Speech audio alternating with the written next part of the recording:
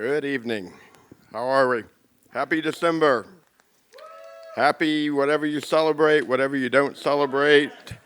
It's the month of a new year. It's been a long one, but welcome.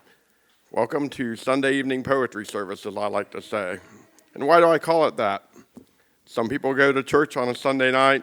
Some people come here first and third Sunday nights. Everybody's got to believe in something. When I'm here, I believe I'm right where I need to be. So if your journey led you here tonight, I hope you believe the same way. So welcome. First of all, there's a lot of ninja slammers in the audience.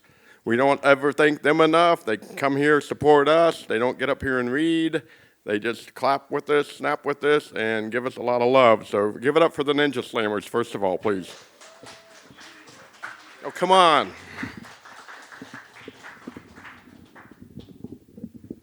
Second of all, I call this that sanctuary of words, house of poetry. We would not be here if it wasn't for Yellow Cab Tavern. You know, we've been here all this year, so please give a good round of applause for Yellow Cab Tavern. And most importantly, the four pillars of the Dayton Poetry Slam.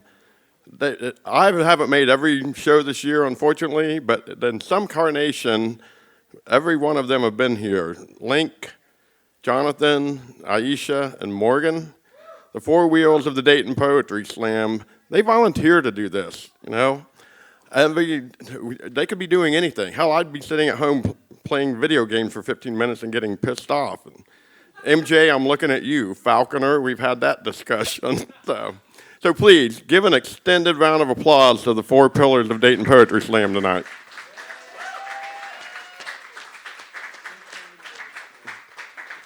I'm going to let the four pillars talk about the social media, the YouTube, all of that stuff. Just don't forget that there is a Goodreads tab on the Dayton Poetry Slam website. Authors' books are out there, mine's included. Look us up, give us some reviews.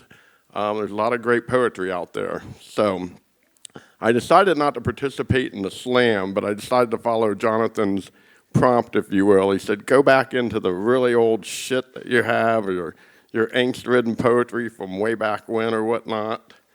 So I don't know if this is angst-ridden or not, but in honor of the full moon, I'm going to read one from 1988. Yeah. A lot of you weren't even born back then, so. This is called Lunar Beauty. And I'm not really sure who it was to because I've had a lot of muses in my life, but somebody's out there. Lunar Beauty. She was my moon, and like the tides of the ocean, I swam in for her. During the days, her grasp was rendered useless, but during the night, I was captivated, held captive by her arms so tight.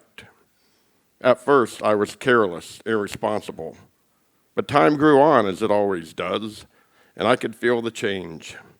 It was subtle at first, then came the heightened feelings of floating on clouds of ecstasy. And as I came to her more and more often, I allowed myself to be captured in her light, a different light. The days spent in nothingness all but ceased to exist. Why they couldn't have, I'll never know. The nights, I could never stop loving her. She was my fix. Her, an unrelenting beauty. Me, an eternal obsession. I was too ecstatic to know any different. But like the sun, so does the moon set. And the last thing I remember is the tide rushing out. Lunar Beauty, 1988. My name is Stephen Wuebker. Thank you for letting me be the opening poet. And as always, thank you for listening.